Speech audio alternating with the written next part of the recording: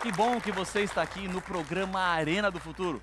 Vamos de começar para estudar a palavra de Deus, porque você sabe, aqui no Arena do Futuro, tudo começa na palavra. É isso mesmo. Hoje nós vamos tratar de um tema daqueles assim que são especiais em todo o Apocalipse. As 7 cartas que foram enviadas para as 7 igrejas. Bom, você sabe que aqui no Arena eu nunca estou sozinho. Estou sempre acompanhado dessa plateia, desses nossos amigos que nos acompanham, pessoas que amam a palavra de Deus como você e que querem conhecer e entender cada vez mais do amor do Senhor Jesus. Mas o que essas cartas têm a nos dizer? O que podemos aprender com elas? Essas cartas são apenas para igrejas no passado ou elas estão presentes com mensagens atuais para os nossos dias? Fique aí, o programa Arena do Futuro só está começando.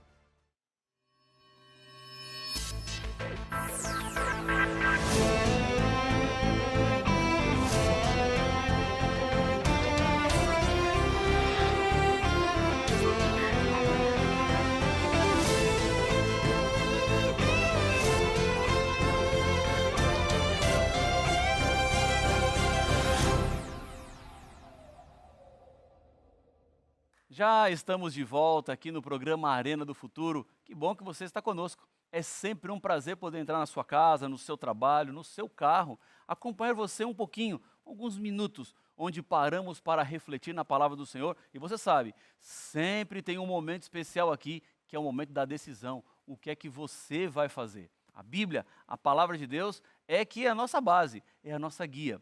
E um convite que eu sempre faço aqui na Arena do Futuro é para que você não fique apenas com o programa, mas você continue estudando a Bíblia.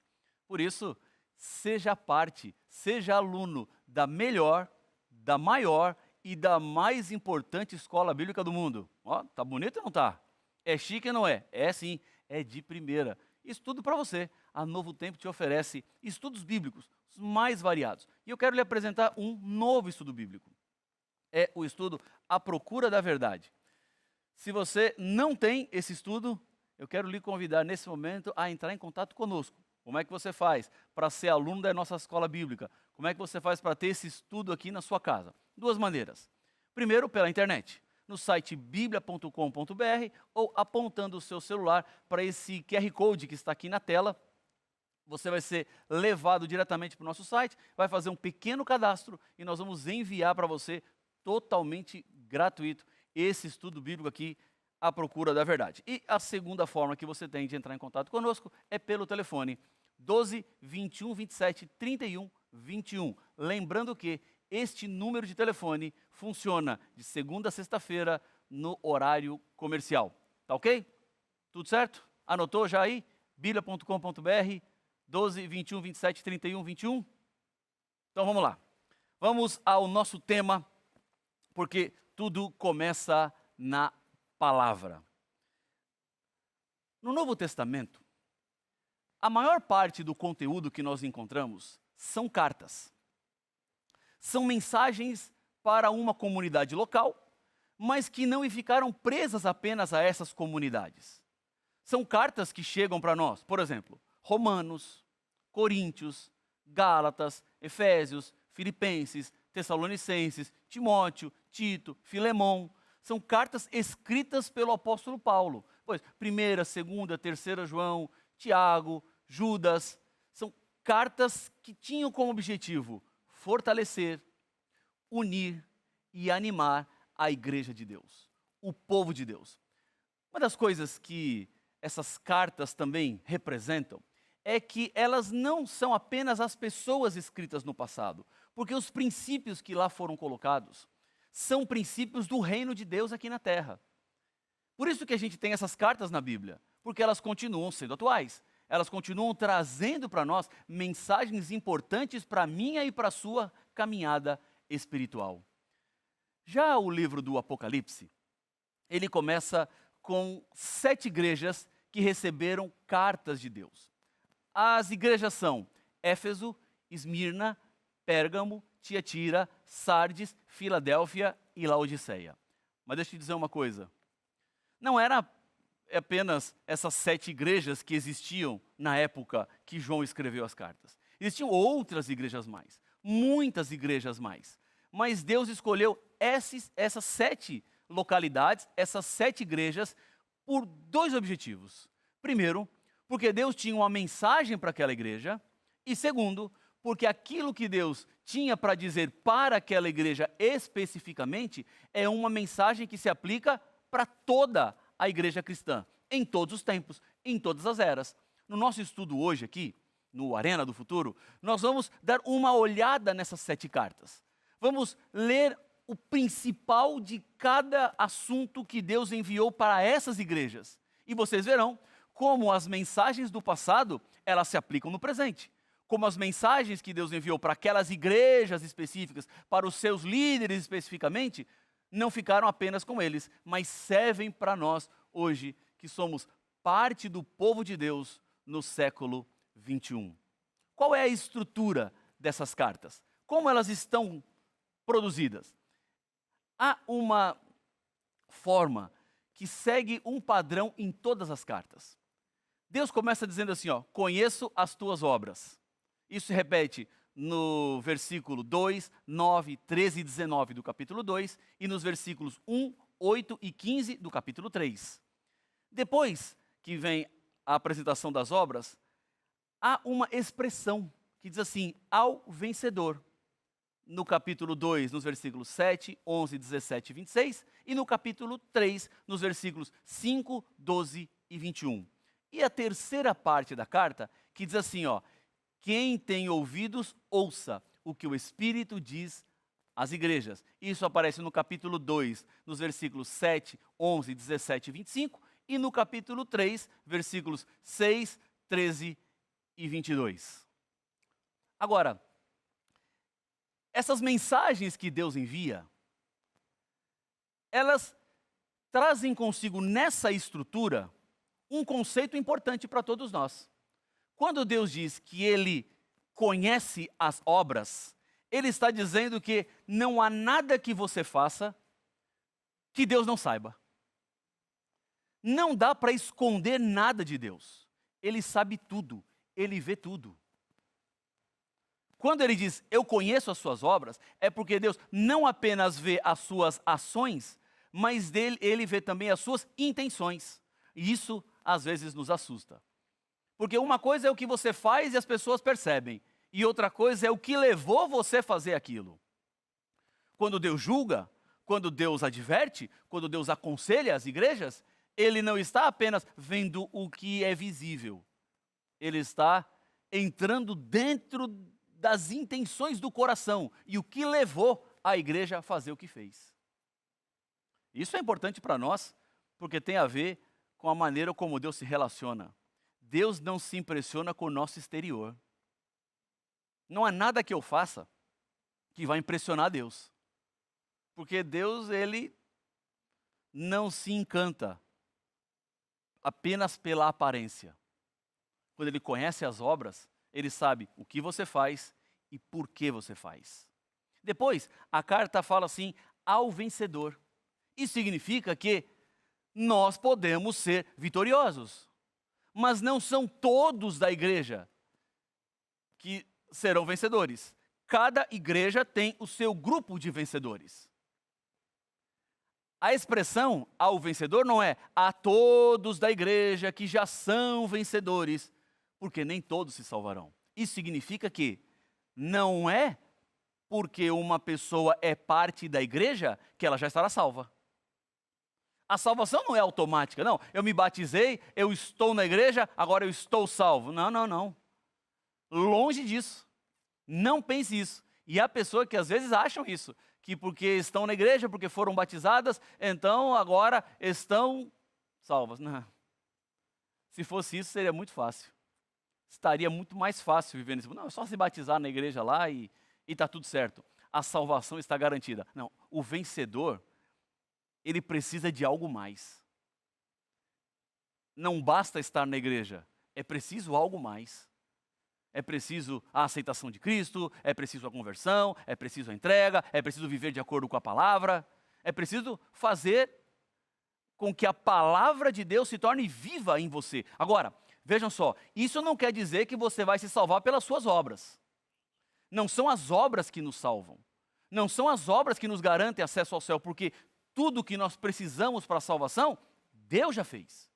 Cristo já fez. Agora, quando eu aceito a graça na minha vida, eu passo a ser transformado pelo Espírito. Eu passo a ser mudado pelo Senhor. Ele vai moldando a minha vida. Ele vai tirando os excessos da minha história, da minha trajetória, para que eu seja cada dia mais parecido com Ele.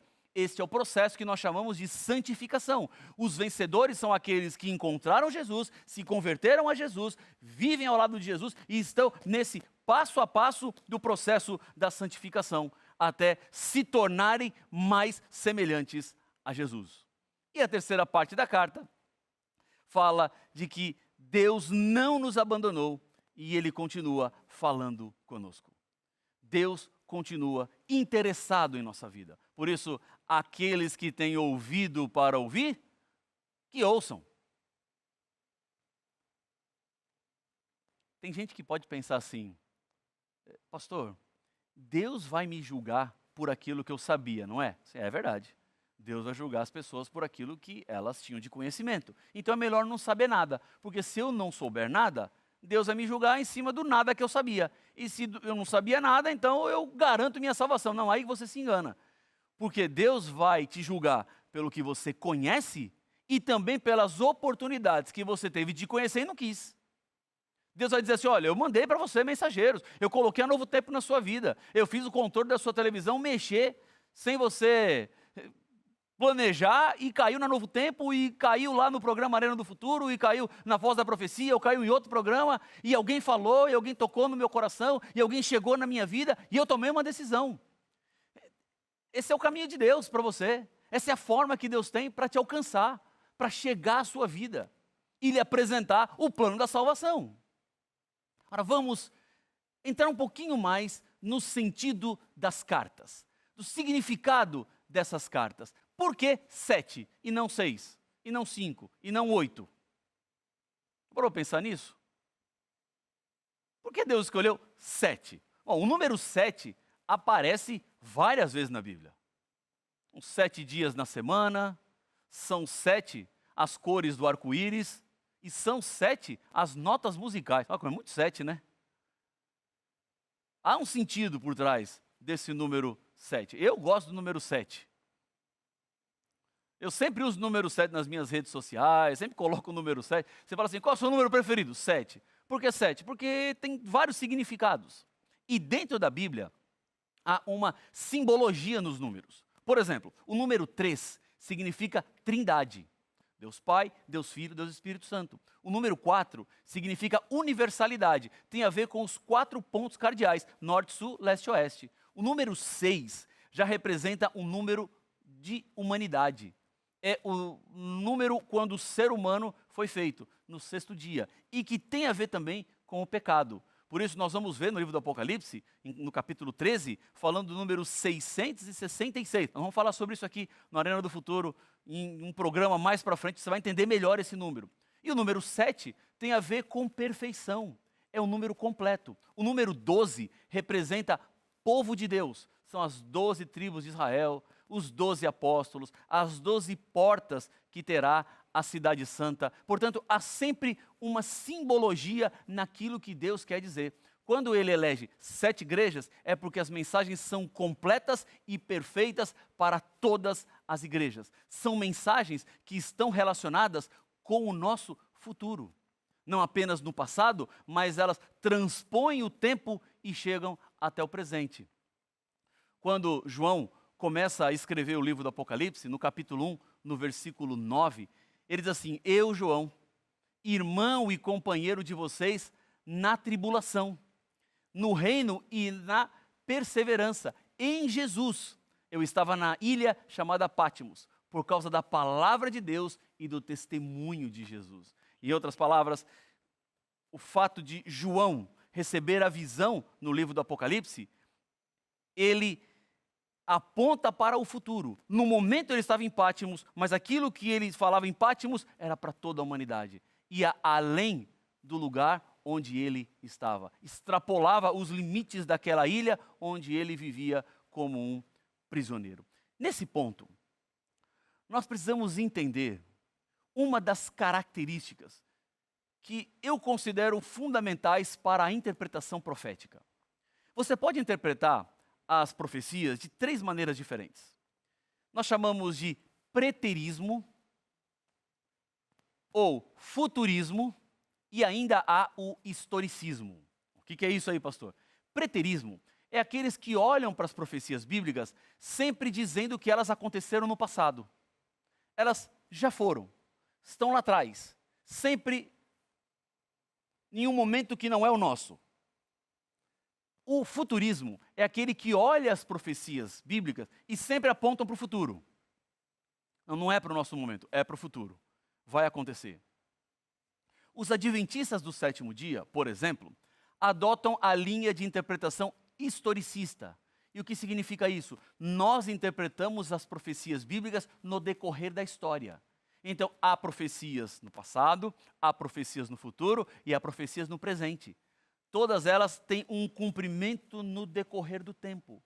Quando nós lemos as mensagens das 7 igrejas, estamos vendo uma profecia historicista, que acontece no decorrer da história. Deus falou para a igreja de Éfeso, para o tempo de Éfeso, para os líderes de Éfeso, mas o que ele falou para Éfeso se estende no tempo da história. Chega a todos nós até hoje.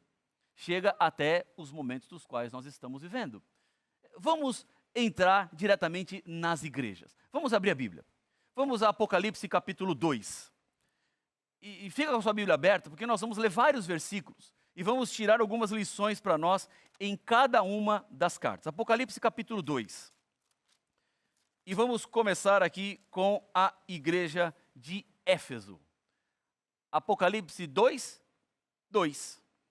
Diz assim: Conheço as tuas obras, tanto o teu labor como a tua perseverança, e que não podes suportar homens maus, e que puseste à prova os que a si mesmos se declaram apóstolos e não são, e os achaste mentirosos. A igreja de Éfeso recebe uma advertência para impedir que doutrinas falsas entrem na igreja.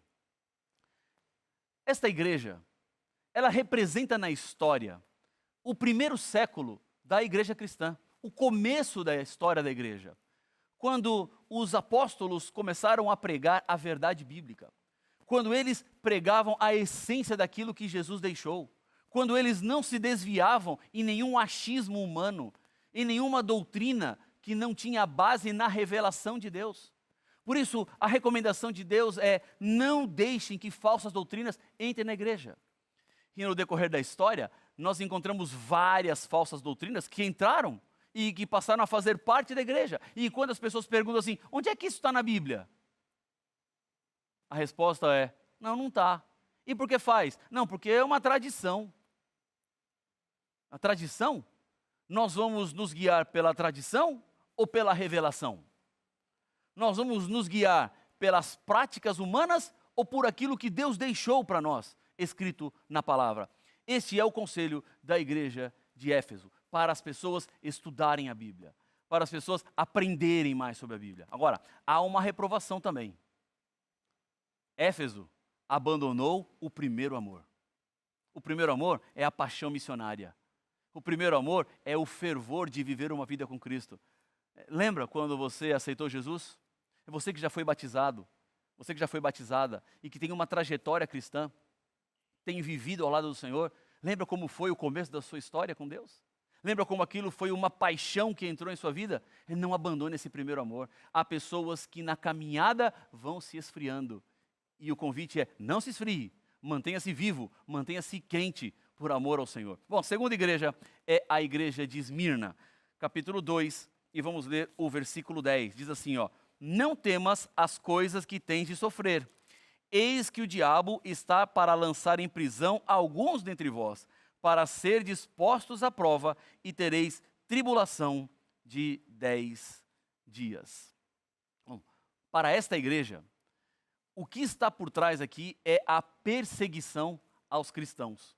Policarpo foi pastor de Esmirna, E ele foi martirizado, sendo queimado vivo no Monte Pagos no ano 168. Nesse momento da história, a igreja passaria a ser duramente perseguida. Enfrentaria momentos muito complicados, muito difíceis. Houve muito derramamento de sangue. Os cristãos foram colocados em situações vexatórias. Morriam no Coliseu Romano, crucificados de ponta cabeça, queimados. Era um espetáculo às pessoas. Por quê? Porque eles decidiram viver de acordo com a Bíblia. Decidiram viver de acordo com a palavra de Deus. Por isso a advertência do Senhor: cuidado, fiquem atentos. A próxima igreja é a igreja de Pérgamo. Vamos ao versículo 14, que diz assim: tenho, todavia, contra ti algumas coisas, pois que tens aí os que sustentam a doutrina de Balaão, o qual ensinava a Balaque a armar ciladas diante dos filhos de Israel para comerem coisas sacrificadas aos ídolos e praticarem a prostituição. Essa terceira igreja, ela aponta para a conversão de Constantino. Ele que foi o imperador romano. Veja que passou algo no Império Romano. Os romanos perseguiam os cristãos. Quando Constantino se converteu, ele passou a fazer parte dos cristãos. Ou seja, o povo que era perseguido passou agora a contar com a presença ilustre do imperador. E sabe o que acontece? De perseguido, eles passam a perseguidores. Há um clima instável no reino. E Constantino, ele tenta agradar os dois lados, os perseguidos e os perseguidores, para que aquilo não ficasse maior do que deveria ficar. E no dia 7 de março do ano 321, ele faz um decreto dominical, onde agora os cristãos deveriam adorar no dia de domingo. Até esse dia, até o dia 6 de março de 321, o dia de adoração dos cristãos era o sábado. No dia 7 de março, com o decreto dominical, ele impõe, ele obriga, ele leva as pessoas agora a adorarem num outro dia, que não era o dia de sábado. A próxima igreja é a igreja de Tiatira. Vamos a Apocalipse capítulo 2, versículo 20. Tem aqui uma outra mensagem, que diz assim: tenho, porém, contra ti o tolerares que essa mulher, Jezabel, que a si mesma se declara profetisa, não somente ensine, mas ainda seduza os meus servos a praticarem a prostituição e a comerem coisas sacrificadas aos ídolos. A advertência de Deus aqui é sobre as falsas doutrinas que já estavam presentes na igreja. Prostituição, no Apocalipse, tem sempre a ver com o abandono de Deus. Mulher pura é o símbolo da igreja, do povo de Deus. A mulher prostituta é a igreja corrompida. É a mulher que, ao invés de se manter fiel ao seu noivo, que é Jesus Cristo, ela se deu a outras paixões, a outras doutrinas, a outros caminhos. E isso será cobrado desta igreja. Vamos à igreja de Sardes, Apocalipse capítulo 3. Diz assim, versículo 1. Ao anjo da igreja em Sardes escreve: estas coisas diz aquele que tem os 7 Espíritos de Deus e as 7 estrelas. Conheço as tuas obras, que tens nome de que vives e está morto. Sabe o que significa? Que poucas pessoas naquela igreja não tinham se contaminado com as falsas doutrinas. Poucas pessoas não estavam vivendo de acordo com aquilo que Deus queria. Foram se perdendo, foram se corrompendo, foram se deixando levar. Por isso a advertência de Deus é: você parece que está vivo, mas eu sei que está morto. Está vendo quando eu falei no começo? Que Deus não se impressiona com aquilo que Ele vê? Deus, Ele enxerga além das ações, Ele vê o coração. As pessoas poderiam estar bonitas por fora, podiam estar bem apresentadas como cristãs por fora, mas por dentro elas não eram. Vem então a igreja de Filadélfia, capítulo 3, versículo 8. Uma outra advertência. Deus diz: conheço as tuas obras, eis que tenho posto diante de ti uma porta aberta, a qual ninguém pode fechar, que tens pouca força, entretanto guardaste a minha palavra e não negaste o meu nome. Essa igreja não tem nenhuma reprovação, mas Deus está dizendo assim, olha, eu tenho uma porta aberta. Uma porta que ninguém pode fechar, porque eu abri. E se Deus abriu, passe por ela. Se Deus está te indicando o caminho, siga o caminho. O maior desejo de Deus é que você seja salvo. O maior desejo de Deus é que você não se perca. O maior desejo de Deus é que você tenha uma nova vida. Por isso que as mensagens dessas cartas chegam para todos nós. Não são advertências apenas a quem viveu lá naquele tempo, mas são advertências para cada ser humano. E é assim, com esta porta aberta, que nós chegamos em Apocalipse capítulo 3, versículo 20, a última igreja, a igreja de Laodiceia. E este verso é um verso daqueles que a gente rememora, que a gente sabe de cor, que repetimos e que continuamos repetindo, porque também é uma mensagem de esperança. Apocalipse 3:20 diz assim: eis que estou à porta e bato. Se alguém ouvir a minha voz e abrir a porta, entrarei em sua casa e cearei com ele e ele comigo. Deixa eu te perguntar. Jesus batendo a porta, é bom ou é ruim? É bom? Ó, já tem divisão aqui. Aqui no nosso estúdio tem divisão. É bom ou é ruim? Não, é bom. Alguém pode dizer, é bom, por que é bom? É bom porque ele está batendo. Mas é ruim. Por que é ruim? Porque ele está batendo. Como assim, pastor? É bom e ruim se está batendo? Eu vou te explicar. É bom porque Jesus está batendo. E se ele está batendo, é porque ele insiste. É porque ele te ama. É porque ele não desistiu de você. É porque ele tem interesse na sua salvação. Ele está batendo porque não existe caso perdido para Deus. Não existe tão longe que Deus não vá. Não existe tão pecador que Deus não salve. Não existe tão errado que Deus não corrija. Não existem casos impossíveis para Deus. O nosso Deus é o Deus dos impossíveis. Agora, por que é ruim ele estar batendo? Porque ele está do lado de fora. A partir do momento que ele bate na porta, alguém ouve, abre a porta, ele para de bater. Ele deixa de bater na porta, porque agora ele já não precisa bater, ele já entrou, ele já é parte da casa, ele está ceando com você. Portanto, o convite final que as igrejas trazem para nós é que Deus está controlando todas as coisas e batendo a porta do meu e do seu coração. É isso mesmo. Deus está batendo a porta da sua vida neste momento. Lembre-se, Jesus bater a porta é bom, porque ele está insistindo, mas é ruim, porque ele ainda está do lado de fora. Para ele parar de bater, você precisa abrir. Deixe Jesus entrar na sua vida. Deixe Jesus entrar no seu coração. Deixe ele ser o seu rei, o seu Senhor, o seu Salvador. O Deus que quer te salvar. O Deus que quer te levar para uma nova vida. Agora, quanto tempo mais você vai esperar? Quantos dias mais para tomar uma decisão? Agora é a hora. Esse é o momento. Feche os seus olhos e vamos orar. Pai de amor, Deus querido, eu te agradeço muito, porque com teu Espírito, Senhor, falou aos nossos corações. Abençoa cada pessoa neste momento que ora comigo. Confirma cada decisão com teu Espírito. Guarde-nos, Senhor, de todo o mal e prepara-nos para a eternidade que teremos muito em breve em Cristo Jesus. É por isso que eu oro no nome dele. Amém.